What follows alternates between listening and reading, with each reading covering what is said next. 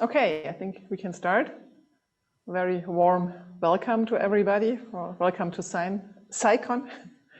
The title of this session is New Ways of Funding Science Media, and we have two amazing people here with exciting projects and new ideas, how to make great science journalism and get it even funded, which is a big question for many people. A few housekeeping things from my side in the beginning. This meeting is being recorded so that people can watch it afterwards. So if you're not comfortable with having your picture in the recording, it's okay to turn off the camera. However, for us speakers, it's very nice to have people, to see people and to see faces and not to speak in the big dark screen. So everybody who feels comfortable is really welcome to turn the camera on and to see nice faces from all your colleagues here. We start with two talks. And after that, there's some Q&A. And I would like to ask you just to write your name in the chat if you have a question. And I would then unmute you, or maybe you can even unmute yourself. You have to check that, to ask the question. And if you don't want to speak yourself, you can type, of course, the question as well in the chat. So it's up to you what you prefer. So welcome again to everybody and those who just joined. We have two speakers today. One is Nadja Oertelt and the other one is Beat Glogger.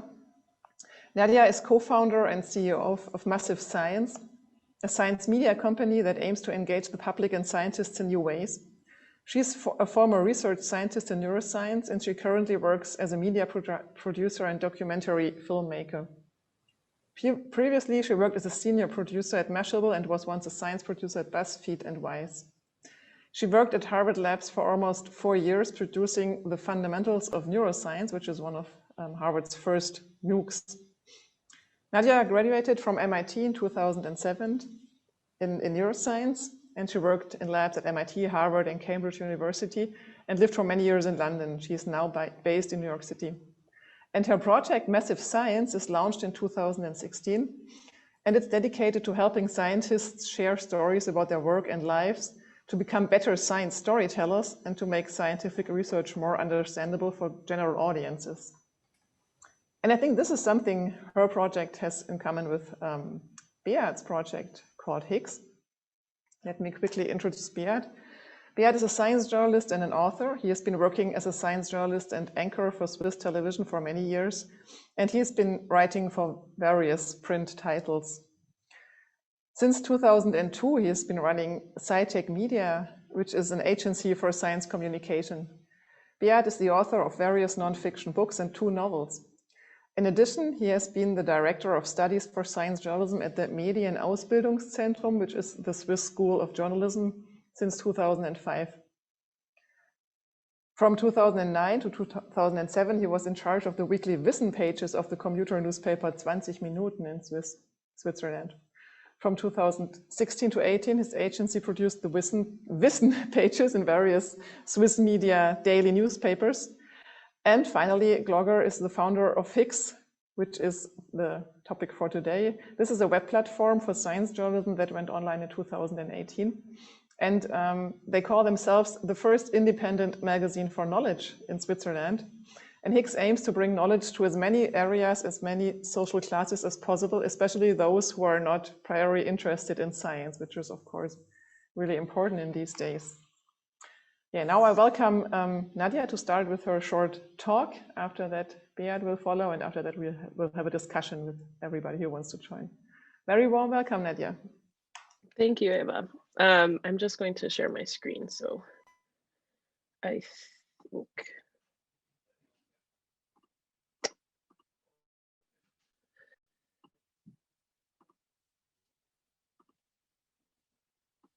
Can you all see this? Yeah, it's great. Okay, great. Okay, so I'm going to give a kind of overview of what we do at Massive and kind of where we came from and what the landscape looks like in the US. I think it's there's a lot of differences and a lot of sort of corner cases and in terms of how journalism at large is funded in the US, and in particular how a science publication like Massive kind of functions from a revenue and financial and economic perspective that might be significantly different than in Europe and elsewhere in the world, mostly because things are just not federally funded in the same way by the US government, by the federal government. That's something that also changes, and certainly in the course of my career hasn't changed significantly, but there is a possibility that that might change. As you all know, things are in quite a bit of flux in the US at the moment. So to put it lightly, so just a little bit of an overview. So Massive, I founded Massive in 2016. I founded it as a venture-backed science media company. So I had come out of working in nonprofit academic contexts as a science producer at Harvard University. I had also worked in a lot of digital media companies that had sort of sprung up in the, I would say, 2010 to 2015 time period as venture money really flowed into content production before they realized that there was no money to be made in that space. And in fact, the only way to make money in and around journalism was actually through platforms. So there was a lot of money that went into companies like Mike or BuzzFeed, which is probably the most well-known variant of a venture-backed journalism outfit. And I was kind of riding the tails of that. I had experienced the kind of underbelly of venture-backed journalism when I was laid off in a mass layoff at Mashable, which is very public. And included, the EIC, the editor-in-chief, who was formerly at the New York Times, being let go with, I think, 12 hours notice, alongside 70 plus other people. And that was purely an event that took place for shareholders. There had been a merger, and it was enlightening to me. And as a kind of one of the smaller players, I realized, well, I can actually try to utilize this in a way that's more, that attempts to be more ethical and transparent in its values. And that's kind of where Massive came from. In general, there's been a kind of renaissance, I would say, or flourishing of science publications in the US in the past 5 or so years. And the interesting thing about that is that most of them are funded not by subscriptions necessarily. Subscriptions play a role in funding these new publications, but the idea that somehow subscriptions would save media companies hasn't really panned out, except for really large organizations that have been around for a long time, like the New York Times. Instead, they're funded by philanthropists, they're funded by foundations, and most interestingly, they're funded by corporations in a variety of ways that have, at times, pretty large implications for journalism and science and transparency. And actually, it's interesting because one of the ways in which Massive has really flourished over the past years is by sort of leveraging and using the expertise that we have grown at the organization with our 2,000 plus community of scientist writers to actually create content for other publications, some of which are nonprofit publications. So the Broadcast is a publication that comes out of the science studios at a cultural institution in New York City called Pioneer Works.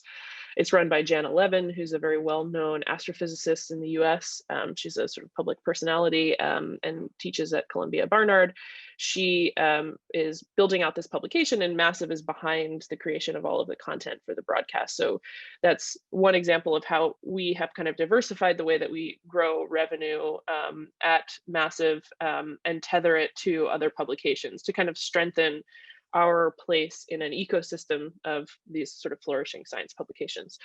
Grow magazine is another publication that Massive Science is behind. We produce all the content for Grow magazine, and we have a relationship with Grow that means that Massive is bolstered in addition to helping essentially white label content for another publication. And this is interesting because Grow magazine actually is funded by Ginkgo Bioworks, which is a synthetic biology, I would call it a sort of synthetic biology platform or incubator for synthetic biology and genetic engineering kind of startups and small companies in the US. And this was Ginkgo Bioworks was started by a very well-known genetic engineer, and they're a kind of growing entity. They have complete separation from sort of editorial at Grow, but it's still funded by a corporation, which is interesting. So here we have kind of like two examples of the way in which we have diversified the way that we bring revenue in. And just some kind of, just to sort of put us in context, because I think also this is important, and oftentimes this information is not really shared openly, but I think it's really important that we do share it. You know, we grew our revenue at Massive Science over 200% in the past year, and our expenses grew 20%. This is primarily because we don't have a lot of staff, full-time staff at Massive, and Massive can function in this way, in a way that might not be possible in other places because of the way that we've built out our entire editorial pipeline. So it's sort of expandable without growing a lot of expenses. And I think this mentality, or the way that we've thought about this, was really driven by the kind of business mentality of starting Massive as a business, as a venture-backed company, where we were forced to think about, you know, how to grow in a lean fashion. There's obvious implications for that, which, you know, I don't really have to go into sort of labor implications, but I think there is a reality to the environment in which Massive kind of sprung in the US in terms of the feasibility of growing a large, you know, editorial news desk with a lot of full-time employees, and it's really expensive, and it's really not feasible. And a lot of outfits, like you might have heard of the publication Nautilus, actually failed because they were unable to sustain the expenses of growing a publication with a lot of full-time staff. In the way that Massive works is that we have thousands of scientists who join a community that we call the Massive Science Consortium. They join that community because they want to learn how to communicate to the public, and they learn in a sort of prescribed process from our editorial team how to write. It's not an easy process. It's a process that has a high sort of friction coefficient, but that's what we've learned, is that that's actually important for building solid writers and for growing solid writers. Just some other numbers, you know, we had a 20% increase in our newsletter subscribers, which is, I would say, reasonable. It's not fantastic, but given the total chaos of the past year in the US, and I mean globally, I think we did fairly well. And just to give you a sense of the scope and scale of Massive, we publish on average around between 500 and 700 articles a year, ranging in length from 300 words to 4,000 words. And you can see our kind of floor in 2019, which is the red, versus 2020, which is the blue. We had a lot of fluctuation in the past year. We're currently at a point where we're pushing to get above around 300,000 page views a month, which is pretty small. But one of the really cool things about Massive is that we've actually never bought any of our audience. It's a really common practice in digital media companies and in science media, is to purchase your audience. You can do that in a variety of ways, some more or less nefarious than others, but it is a common practice. And what that means is you can sort of artificially push your floor from 500,000 uniques or page views a month to 1 million, simply by buying what I would call low quality page views or audiences. You can do the same thing for newsletters. We've actually never done that. And so what we found is very consistent growth year over year, which hasn't necessarily been it hasn't necessarily been the kind of growth that a venture-backed company wants, but we've realized that actually that's the kind of sustainable growth that grows a media company that's healthy. And also, Eva, please stop me. I'm just going to do about 5 more minutes, if that's okay. But I know that I only have 15 minutes. Yeah, that's great. Okay, but I think 5 more is okay. It's so interesting. Yeah. So one of the things that we realized very early on at Massive that was really important, especially because we exist in this very sort of, I would say, a strange space in terms of how we were funded and what we're doing, is that people really cared. Our audience really cared about good storytelling. And good storytelling in science is really about sharing a kind of understanding of the subjectivity of science and the ambiguity of science. I don't have to tell many of you this. I think this is probably something we all understand, but it's really interesting because we're working with scientists and trying to teach them about vulnerability, which is something that has really been beaten out of them over the course of many, many years, sometimes decades of learning how to be a good scientist and an engineer. You know, empiricism is not something that makes a good story. And there are many stories that, you know, if you're a scientist, you enjoy reading because they're empirical, but if there's not really an emotional part of that story, it's not going to resonate. And certainly in a digital context, it definitely will not resonate, meaning nobody will read it and nobody cares. And so it's a real tension between the scientific community and audiences who love science, and our role is to kind of mediate that and try to teach that. We do that in a lot of really interesting ways, sometimes ways that like raise people's eyebrows. One of the things that we put out over the past couple of years was a digital series called Our Heroes, which was about women in science. And as part of that, we took that series and turned it into a Women of Science tarot deck, which was actually picked up by MIT Press and turned into a product that's now on sale. You can buy it. We rebuilt the whole tarot deck to be entirely focused on women who are understudied and not elevated around the world, who had done really amazing things in the natural sciences and math and physics and engineering and astronomy, etc. And people kind of raise their eyebrows at this, but it's a very classically massive product or output. You know, we are trying to tell a story about the complexity of science, the complexity of the history of science, in a way that appeals not just to scientists or to empiricists or those that believe only in logic, but also people who like to tell stories themselves. And so it gives them a sort of in. And here's some more images from that. And here's some of the cards that focus on some of the women in science in the card deck. One of the things that we really, you know, again, to sort of like emphasize how Massive has grown an organic audience and also grown trust with scientists, is that we know from a lot of places that narratives generate more attention than like logical scientific communication. And we really emphasize that in the way in which we engage with our audiences. We ask of our audiences to like come into the process of trying to understand the complexity of science with the scientists, and emphasizing the writers of our pieces at Massive, who are all researchers or scientists or who touch science in one way or another, mostly in academic contexts. We really emphasize their presence. And I think their presence as a individual with a name and a face, a zone of expertise, and usually an institution which they're associated with, has been a huge part of how we've built out Massive's, I would say, like brand identity, and how we've built, more importantly, trust with our audiences. We explicitly, as a part of our design of the website, we build in the idea that scientists are people, they are fallible, they have opinions, and they are writing from a place where they are attempting to be as objective as they are as scientists, but that attempt is not, you know, doesn't always work.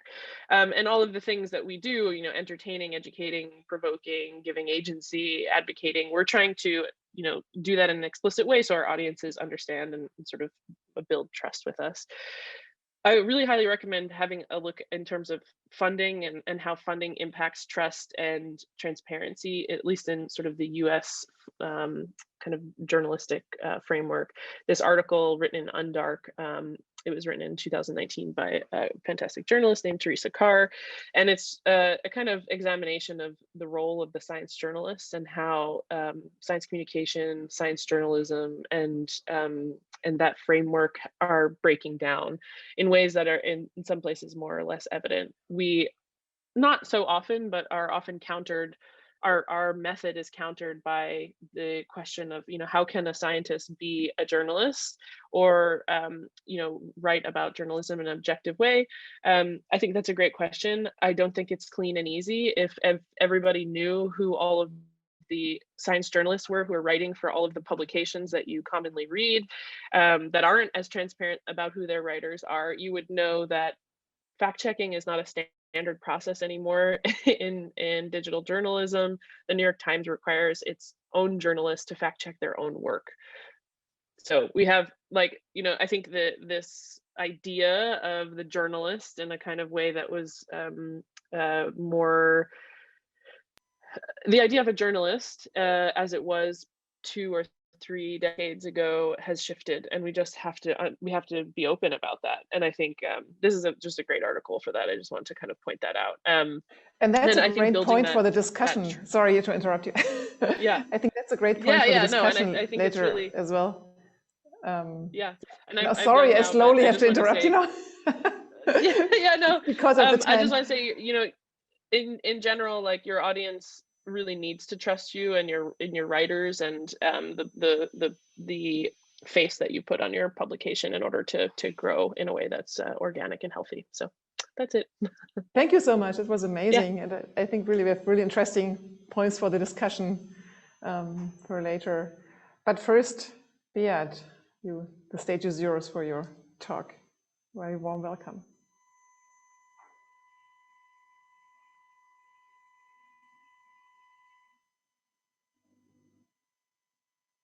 You are muted, Beat.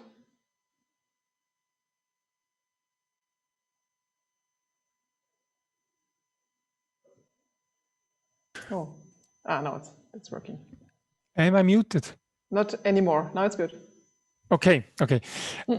Well, I have followed the main questions that I've been asked, and I start with the motivation. What is the motivation to start a project like Higgs? And you see this is one sentence. We try to fight fake with facts, and that what is happening here? Okay, and you all experienced the last year, and the Georg von Holtzbrinck Prize has summarized what is journalism in these days or in these months in this year, and they say it has been shown very clearly that this is German. I'm sorry, but all the rest is in English. The pandemic has clearly shown that good science journalism is important because people need information, people need orientation, and as I will show you afterwards, we also have experienced this with Higgs. But you all have seen and read all these things. The pandemic has created an infodemic. And this guy, you know, I assume this is Alex Jones, and he says what he's doing. He runs an InfoWar, and this guy I do not have to introduce. He was one of the saddest moments in last year, and this guy, all the people coming from Germany know him. This is Ken Jebsen, one of the main fake news provider in Germany. We have those guys in Switzerland. We have those guys all over the world, I assume, and they have a big power. They have many followers. Ken Jebsen with his channel Ken FM has much more audience than Higgs has, and this is a problem. So we said we want to fight this. We want to oppose to this. You know, perhaps this evaluation done by the MIT, and this was before the pandemic.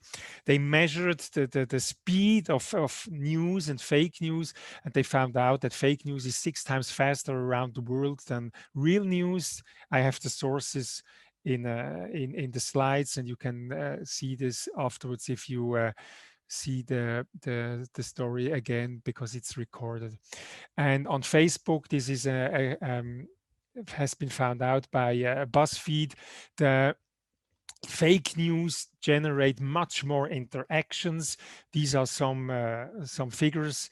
They have evaluated some really well-going stories on Facebook, and have seen that these stories reached 42 almost 80,000 interactions, and none of the stories of Frankfurter Allgemeine, Taz or Süddeutsche, none of those stories reached as much interactions, which means clicks, likes, comments, no, not clicks, likes, comments, and shares as the fake news does. And this is again an investigation. That was done by the Süddeutsche Zeitung after the first wave of Corona, and they said the fake news generates 20 times more reactions than afterwards the debunking story of the same.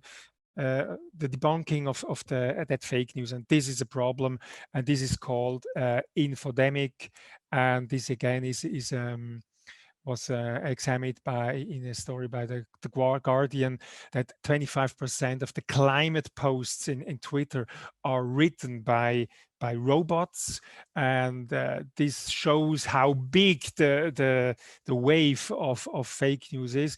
You can employ hundreds of journalists. You can't compete with this massive attack of robotically written stories. Nevertheless, and this is the fake news network in Germany, just to show they are very tight connected, they are very well interacting, and there has been an examination, a study that has shown that anti-vaxxers are much more better connected than, for example, all these vaccination information based on evidence and scientific background. So this is a fact, and therefore we said we want to do something, and we have created Higgs.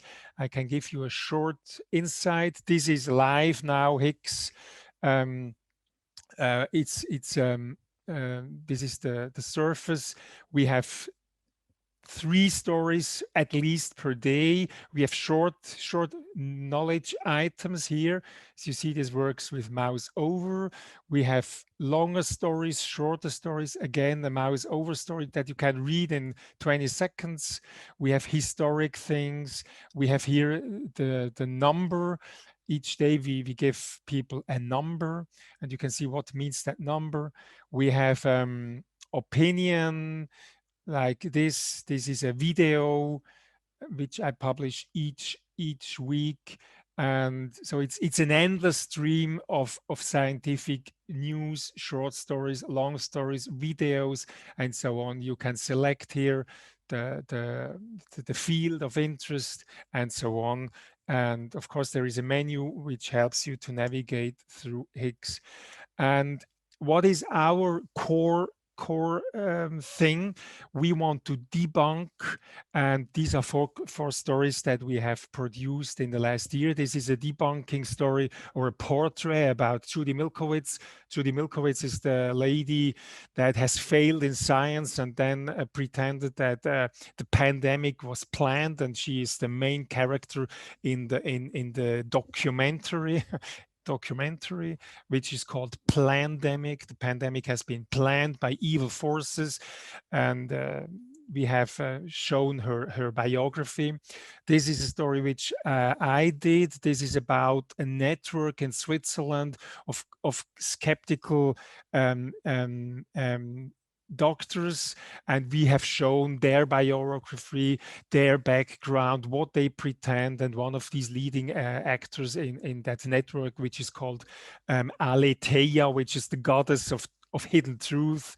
And we showed, for example, that there is one a cardiologist in Switzerland who pretends 9/11 has been an inside job.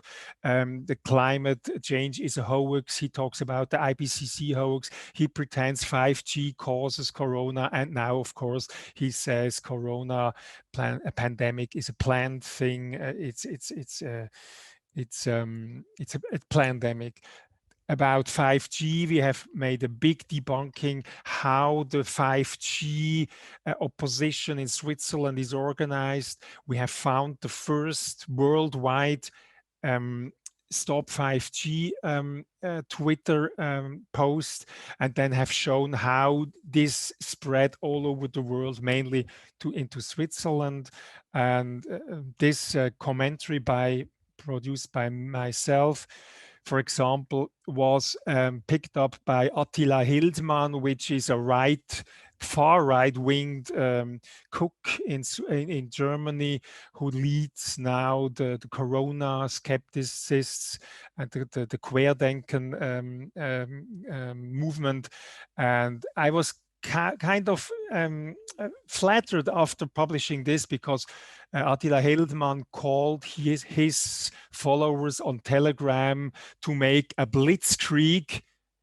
Remember that, a blitzkrieg against my commentary, and it gave me 1,800 thumbs down. But nevertheless, this shows me that we do something right. The situation in Switzerland is sad. We have 3 editorial houses that run a science team. This is the NZZ, Neue Zürcher Zeitung, with two titles, and this is the Tamedia with the Tagesanzeiger and Sonntagszeitung, and this is the SRG, which is the open, how you say, the öffentlich-rechtlich, the public broadcast company, which runs 3 programs in French, Italian, and German, and radio stations and so on. They have very, very good science journalists, all these 3 editorial houses, and the rest is desert. And in this desert, we try to grow a small plant, and there are a few startups. This is Higgs, which I am presenting here. In the western part of Switzerland, there is Heidi News, which started 1 year after Higgs started. We started in January 2018. And also in January 2018, there was another project started, which is called the Republic, or the Republic. And they have science journalism, but mainly is a digitalization. And Heidi News, they have science journalists and do politics too. And we do only science, but always in the context of politics, of society, and the everyday life of our readers. And I want to show you the interaction between Higgs and Heidi. We cooperate, we exchange items. Each week, one big story of theirs is published. It's written in French, Heidi. We translate it to German and publish it on Higgs, and vice versa. They take one big story per week from us, publish it in French, and they take one small story too. They publish 2 stories of ours, and we publish 1 story of theirs per week. And Higgs is kind of a media system. We give our contents to, on the left side, to the Tagblatt of the Stadt Zürich, and a network which is called Swiss Regio Media, which is run by rather right-winged billionaire, one of the richest persons in Switzerland. And sadly, he's right-winged and not open to science. But I managed to sell those journals our science content, and they pay for it.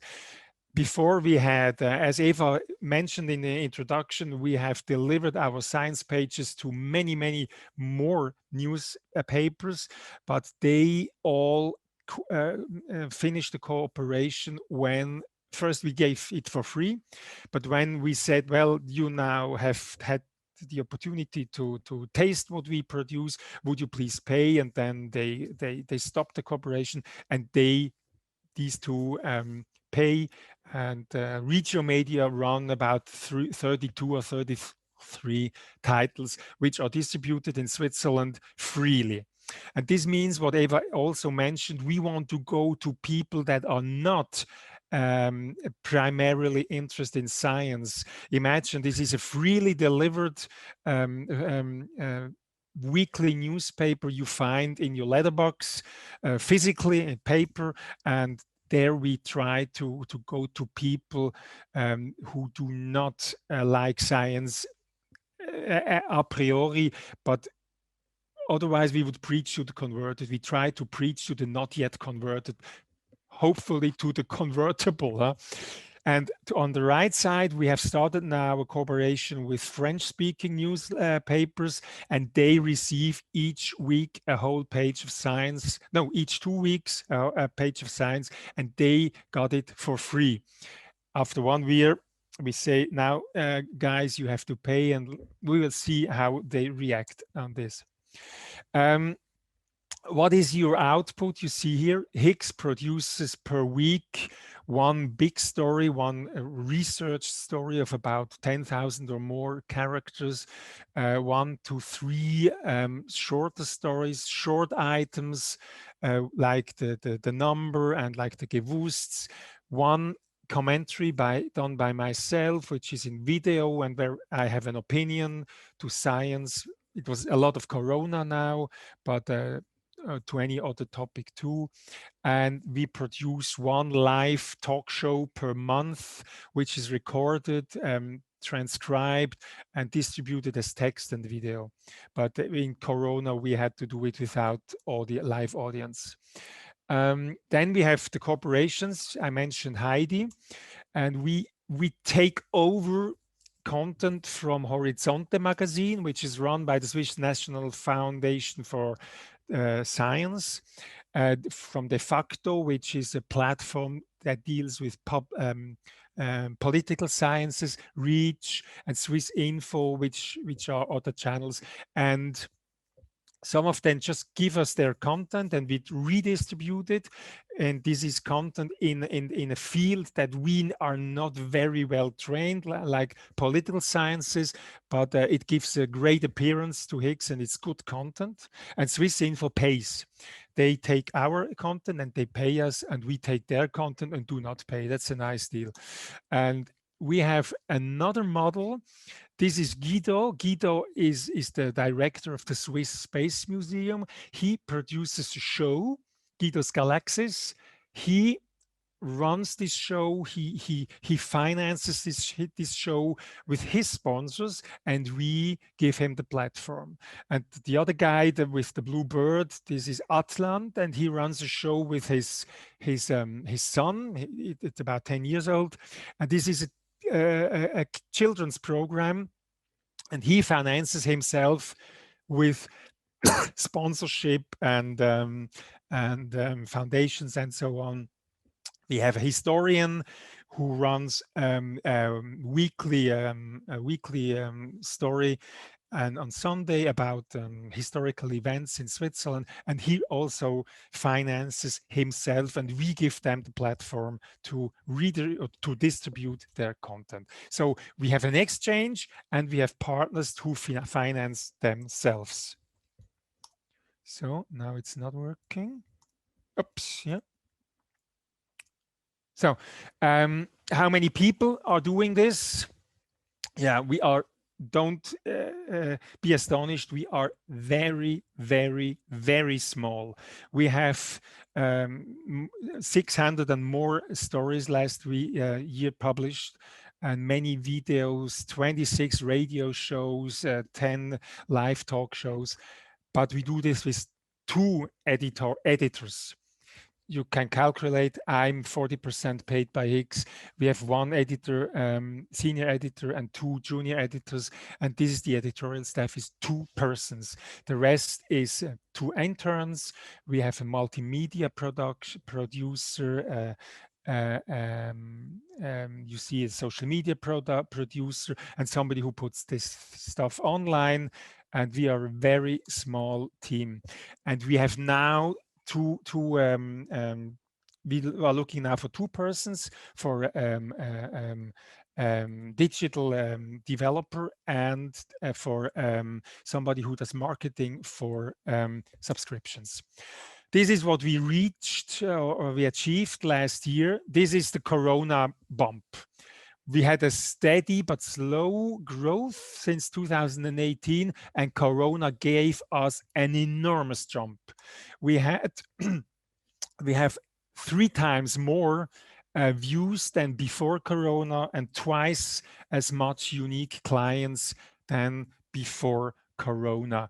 And we have 60% of the traffic in Switzerland and about 35% in Germany and the rest all over the world. Austria ignores us, despite the same language. Germany is, we have 35% of the visitors from Germany. Austria, almost nothing. I do not know why. Then we have the financing. Our budget right now is 500,000. We would like to have 1 million. I know whom I would employ and what we would do if we had that million. And this is the aim, to get that million. This year we had 218,000 Swiss francs from the Swiss Foundation for Science, and we had a crowdfunding with 125,000 Swiss francs, and the rest, if you add this gives not 500,000. The rest is by smaller 10,000, 12,000 or such amounts of help and cooperations and so on. This year, we have about the same budget with somebody else. We have the Stiftung Medienvielfalt, and we want to install a subscription system. Why? We have the donations by the clients. We have the foundations that give us money. We have paid content. We sell to universities paid content. We have sponsoring by one big sponsoring, or the biggest is now by Johnson & Johnson. And this is pure coincidence. We have them since 2 years on board, and now everybody says, yeah, they want to sell their vaccine stories, but we started with Johnson & Johnson long before Corona started. But sometimes now we have to declare some details about it. And then there is a new law in Switzerland, and I explain this law afterwards. Above Higgs, we have installed a known and new foundation. It's called Foundation Wissen für alle, Knowledge for All. And this foundation supports Higgs. In this meaning, they collect money from specific stakeholders that should have an interest in a well-educated population, such as the industry, which needs good, well-trained people. These are other foundations. This is public. The public, like the state.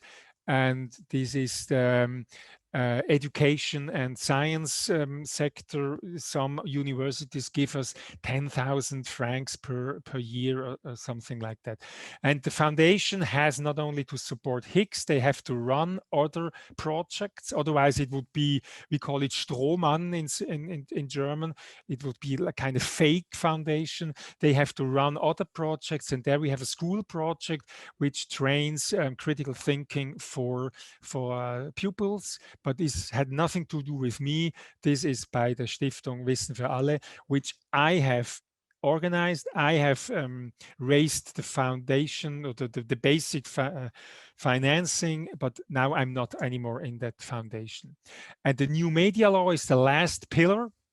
The new media law in Switzerland is now being formed in the parliament, and it will provide a fostering of online media in Switzerland. The state has realized that the diversity of media channels is important, and the smaller the channel is, the harder it is to survive. And they will start in 2022 with a fostering of online media, and there will be applied a key 80% of the revenues from the community, which is the which could be just the donations or the subscriptions, and donations from foundations. These can be added, and then 80% of this can be asked from the state as a help, not commercial income. If I sell paid content or I make sponsorship, there is give and take, and this is commercial. This can't be brought into an account. It's only the subscriptions and the donations that can be counted. And there is I call it is a digression. The smaller the channel is, the more he can get, and this 80% is for a channel like Higgs. The bigger the channel is, the less he can get, but nevertheless they are so big they will get about 55% of the whole bunch of money that the state has reserved for the media fostering. But anyway, if you can imagine, I showed you 500,000, and if we get to that 500,000, another 400, I'm at my million. We will start subscriptions. We realized that giving this for free to the clients is not a business model. We have not found any investor, and we have to stop giving away our content for free. We have to build up, I call it soft paywall, which means we give each client, unique if person, we give 6 or 8 stories per month for free, and the small items anyway for free, but the good and well-researched stories we do not give away anymore for free. We want money for this, and we start at the middle of this year selling subscriptions, telling them, well, you can read 6 stories for free per month, and if you want more, you have to pay. We have an idea of a subscription model, 60 francs, 120 francs, or 220 francs per year. We call it student, regular, or donor subscription. And these are the key figures we want. This year, we want 120,000.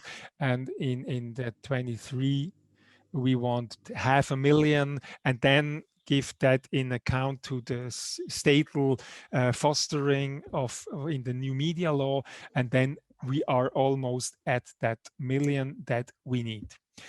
Last slide. What have I learned during my last 3 years of very rough and pulpy journey? And it was a really hard road we had to go. The main difference between Heidi News and Higgs, between the Republic and Higgs, is they had a millionaire at the beginning. Heidi started with somebody giving them 1 million, and they could make a nice campaign, getting subscriptions and starting with a stable stock of subscribers. And the Republic has started with 2 millions, have then installed a nice system of promotion, have started crowdfunding, and have raised with these 2 millions another 5 millions, and started then with 7 millions and 28,000 subscribers. And if I have had that million, I would surely have been able to start steeper, but this was not the case. And my recommendation for anybody who wants to start is, do not start without a millionaire. I started, and it was very, very hard. But you had a quite successful crowdfunding as well, right? I'm really impressed by that numbers. And I start to go to the discussion because people are already discussing in the chat, and I think it's better we do that in person. What I found really interesting is really the difference we see between the US and, in that case, Switzerland, but I think that counts for Europe as well, with your investors, Nadja, and you said subscriptions don't work, and in Europe we still try to make them work. Yeah, are there any examples of subscription services working for digital media for smaller media outlets? An example. Who knows that? We have many people. The Republic works. The Republic has 28,000 subscribers that pay 240 francs. But they had laid off some people as well, right? I think they had to get smaller than it was planned, as far as I knew. Well, I think. Well, they exaggerated at the start. Maybe they incredibly exaggerated, and they had to send people away, but I mean, imagine you start with 7 million and 20, they start with 19,000 subscribers, and now they have something like 28,000. And I mean, they had two brothers giving them 2 millions to start. And Heidi had 1 million, and then you can build up that subscribers. But so Heidi was now taken over by a foundation. And this is a case. The foundation has taken over the Le Temps, which is a newspaper, and they have taken over Heidi now. And this is pure philanthropic money. Well, I have not had the chance yet to meet the millionaire. Yeah, maybe he's just waiting around the next corner for you, and maybe it works without, right? I think I talked to a few of them, but yeah, still convincing them.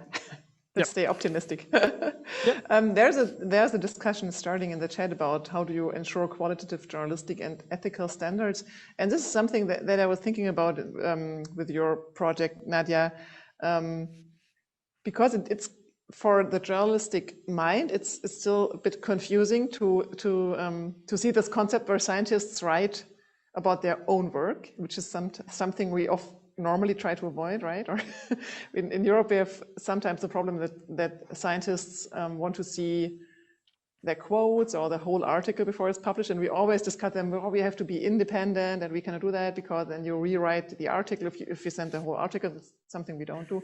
So how does it work? Or how can it be ethical in a journalistic idea? So although they are so writing the scientists their are not articles. writing. Oh, yeah, they're not the scientists writing. are not. They're not writing about their own work. So they don't. If they do, it's an opinion piece, like about their experience in doing whatever work they do. But they're not writing about their own research. So they write about. We ask. There's a whole process which I've given you guys access. So if you want to go in the back end, you can kind of see what the community is like and what we ask people to do. But and the resources that we provide them. But essentially, we're asking scientists to write about their field of expertise, not about their own work. I think that, I mean, I very much understand the idea that scientists cannot be objective about their own work. However, I have yet to be convinced that any journalist, especially now, really understands the science that they're writing about. And oftentimes, I think this has like been a huge point of distrust between the scientific community and media. We see this over the past year, like the media really got COVID wrong. They continue to get it wrong, and they won't stop. So you have, especially in the US, you have people who are not virologists, they're not immunologists, they're not public health experts, writing things and putting it out onto platforms that have actual real implications. I mean, people die. So I think I feel very strongly that actually, you know, if the ideal situation is you have scientists working with journalists to try, or you have ex-scientists who become journalists, right? Like that's the ideal situation. But the other way around doesn't work from your point of view. No, I mean it doesn't, because there's a reason why we have you know, 6 to 10 years required to gain expertise in a sort of academic research setting to understand a field. I can see how, as a journalist, if you cover one beat for your whole life, you might get to that point where you have a deeper understanding than a scientist. But I mean, especially when it comes to healthcare, when it comes to biochemistry, when it comes to genetics, it's just, it's really hard. And that's why, you know, I mean, I don't have to tell you this, Eva, but like it is when you're diving into a new topic, like in order to actually understand it as a journalist, like that sometimes requires years of investigation into a specific topic. And I think the requirements of science journalism to pump out as much accurate material, and this is something that Higgs is also concerned with, the material has to be accurate. Like I can't put something out into the world that is, I can put something out into the world that's boring as hell and nobody wants to read. That doesn't help. It doesn't help. but it's better than putting something out that's just purely entertaining and not accurate. And so I think that's the like sort of place that we've veered to. And you can see other outlets that have veered in the other direction, and they're hugely successful, but they do a real disservice. So yeah, I mean, I think it's a hard question, but I answered some questions in the chat about that. We have a whole about system transparency, right? And yeah, we have a system called peer commentary. So we try to, one of the things that's not replicated in journalism, and I think is problematic in its coverage, just like historically, of science, is that science is a process. There's no endpoint. There's no headline in science. There's never been a headline. And the fact that we're forced to create a headline around scientific research is problematic, because we constrain it. We say that there's some conclusion. There's never a conclusion. What we try to do with peer commentary is to open up the space that many scientists are familiar with, the lab meeting, right, where there's sometimes really vicious debate going on. Everybody in a field knows that there's some scientists who are vilified because they have really poor research practices, other ones that are just really terrible people. There's like a whole ecosystem of critique within the scientific world that's closed off from readers because scientists feel that reduces trust, when in fact it's the opposite. So if when we know this from a lot of research, that if scientists open up about the fact that they don't know something, that it's an open question, that there's three camps around that question in the field, that it actually builds trust with an audience. And so we try to do that in peer commentary, where we require scientist writers to partner with other scientists to give that context in the commentary that we then present back to the public. So I think there's a lot of experimental ways in which we can counter that problem. As far as I can see, there are many people in the audience who might not share your opinion about who can write about science. Yeah, but I think this is just the other approach you have, right? That your target group as writers or as journalists are scientists who want to write. But it's an interesting discussion. Beat, maybe you want. I don't think there's not a place for traditional science journalism, in the sense that you have somebody with no expertise in a field writing about the context in which the science is done. Where's the funding coming from? Tracing money, tracing bias, tracing the impact of that work. Scientists are not trained in doing that kind of like boots to the ground journalism. That's not their zone of expertise. I don't think that there's not a place for that. I mean, we'll always need that, but there is a real need for a kind of translation of what is actually happening in scientific spaces for the public, and I think that really has to be done by people who have some expertise in the field, whatever you want to call that. And that's what this Undark article I think is very interesting. If you want to call that something else, in the US we call that science communication, because there's like a whole academic field in and around that now, and they really like to separate that from science journalism. But the reality is your audience cannot tell the difference, and so you have to like figure out how to fight fire with fire there, because people don't care about your vertical that you've called science communication versus like long form investigative pieces. They just read it and they think it's the same thing. So, but you do have this discussion as well among journalists or science communicators, right? This of discussion course. about if you should. So the discussion. Georg's point. I agree here. To that. People do not, the general audience does not distinguish between science communication and science journalism as we understand, or at least in Europe, we understand science journalism independent, the view from outside, not the inside view, and so on. The general public does not. But in Corona, we have experienced a new phenomenon, that all these skeptics, they are reading our articles so very detailed, and then now they are picking out some very small detail and are making a big fuss about everything, and only because I have studied microbiology or only because I have seen a university from inside. I could be a psychologist. Only because I have seen a university from inside, I am suspect to all these skeptics, and this is a real hard a real difficult problem, and to make all our reporting accurate, we cross-check the facts, we check it with experts, and we have quite regarding to corona, with myself and another biologist in the team, we have, we are no doctors and no virologists, but we know what a statistic or exponential growth is, but we never do any. In corona, we had no mistakes in our reporting, but I can explain you something.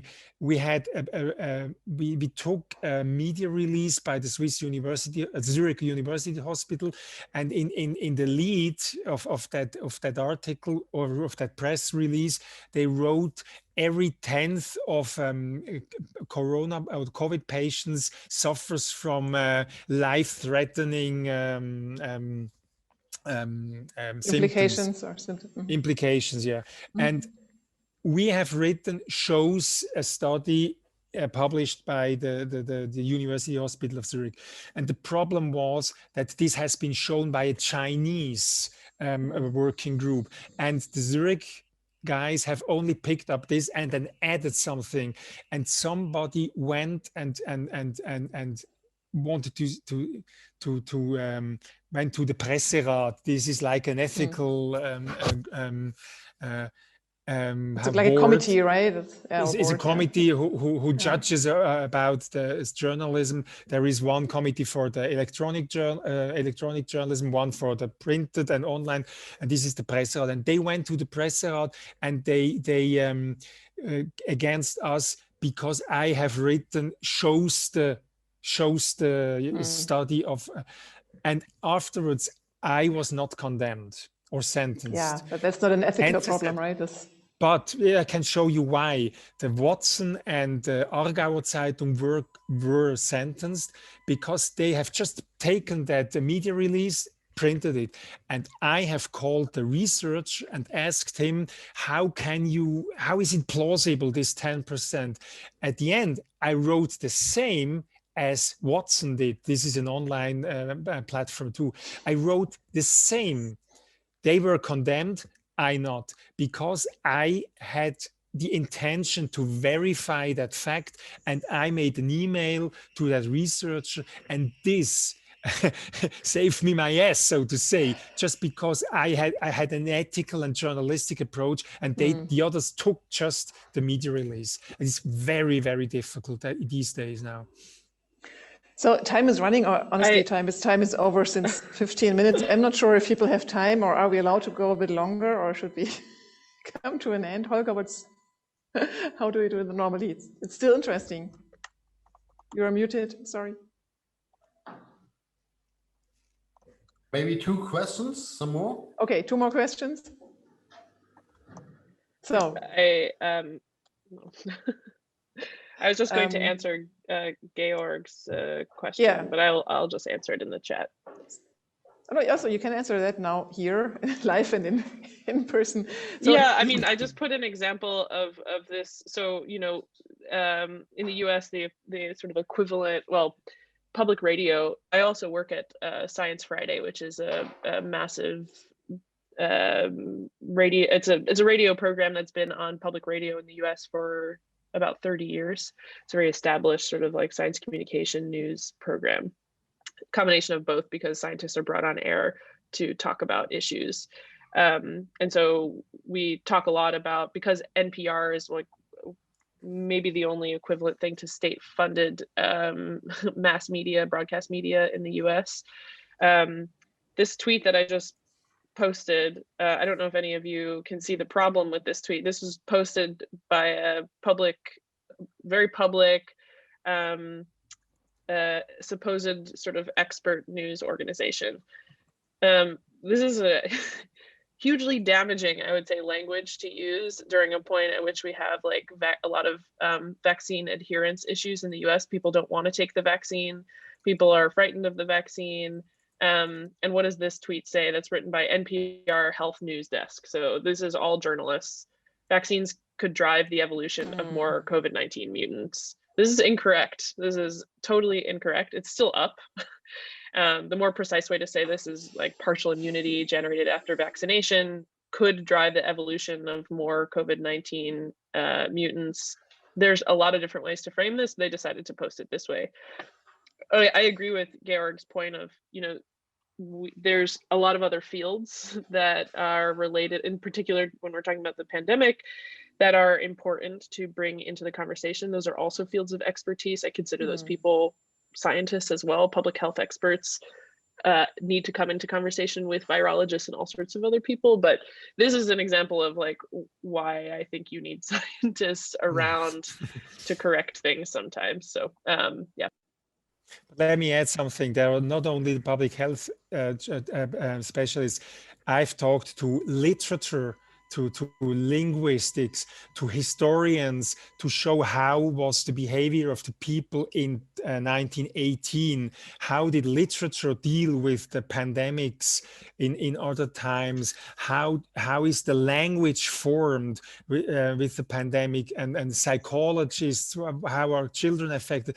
And I think it's very important to open the field much more. And I pretend Higgs did, and this gave us a huge credibility that we don't only rely on the virologists and but also on economics and law. I pretend we did the whole spectrum, and I think this is really, really important. Yeah, this is something I had in mind as well when I asked Nadja about this idea about science. Is it possible that scientists are writing about, even if it's about their field of expertise, not about their own work, how independent they are? But I think this is just an endless discussion. But of course, you're right. There are people who make a mess with their tweets and whatever, and sometimes they get it wrong. But sometimes journalists get it right, and then it's important as well. Or I think this interdisciplinary approach is really something that's totally important right now. Yeah, I think there can't be one without the other. I don't mean for it to be like but I do think there's a place for it, which maybe there was not a place for in the past, for scientists to be a part of that conversation and to not just sit sort of on the periphery being observed by journalists. But yeah, I agree. And as you wrote, it's transparent. Everything is transparent. Everybody knows who is behind that writing and what's her background. And I think that's important. Another really interesting point, and then I think we have to slowly come to an end, was Beat, your way to really try to reach people who are not interested in science. And when you said you were take the money of this right-wing Swiss radio media, I was a bit, is that okay? Can you take money from right-wing people? But on the other hand side, if they deliver your content to people who wouldn't read it otherwise, why not, right? This is subversive. I undergo their ich unterwandere. I don't know the word in English. Neither. They need it the most. I do not have to preach to the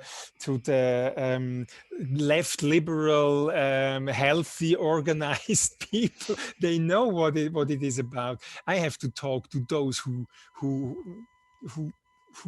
give nothing about all that stuff, and that's why I give the stuff to that journals, to the newspapers. I mean, only the millionaire or the billionaire above is right wing. The journals are normal,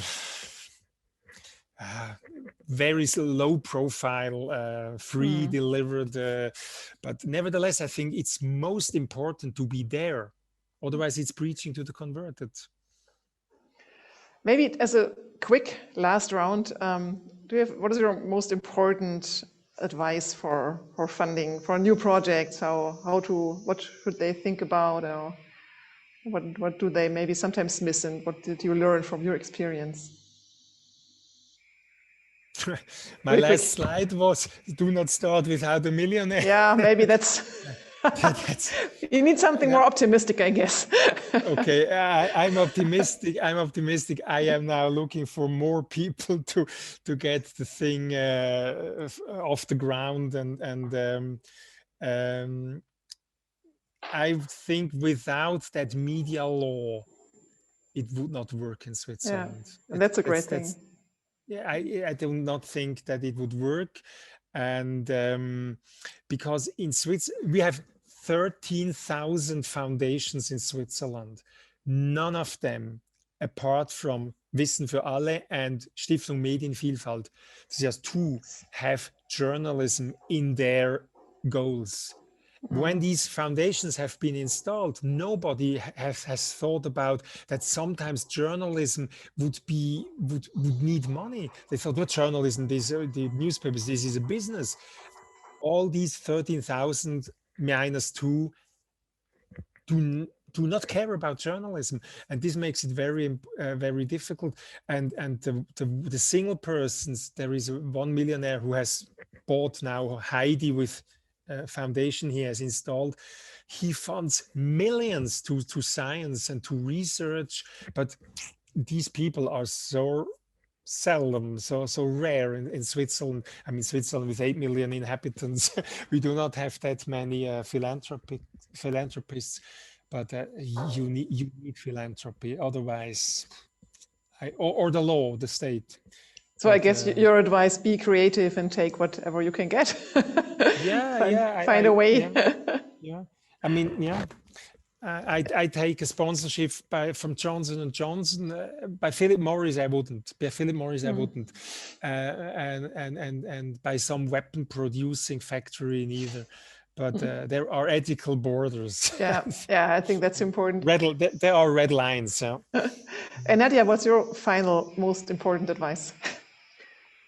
Yeah, I think starting small with a clear, like, differentiating factor is important. So, you know, if you are really focused on something local, you know, if you're focused on a concept or an idea, I think it's a lot easier to raise money in a variety of different ways, either from subscriptions, from audiences that are very specifically interested in that idea, from foundations, etc. I think general science publications can be hard. You know, the way that we have really been able to raise money and to grow is through having a community-based media organization. So we, as we grow in numbers, it's easier for us to kind of make sure we have a expanding possibilities for revenue, because every person that works with us and then goes out into the world and becomes a science journalist or becomes a science communicator or works for National Science Foundation or NIH or institutions or whatever, they bring that back in with partnerships and different opportunities. So I think building that trust with a growing number of people, if that's your audience or your subscribers or, you know, the people who are participating in creating the media or the thing that you're doing, I think is really important. Because if you do that with clear values and transparent values, people will help you to keep your organization or your publication going. And that's been important for us. Thank you so much. I think we learned a lot in this 45 minutes, which turned out to be 1.5 hours, but thanks everybody for their patience. I think it was really worth to go a bit over time. So yeah, we learned a lot. Thank you so much.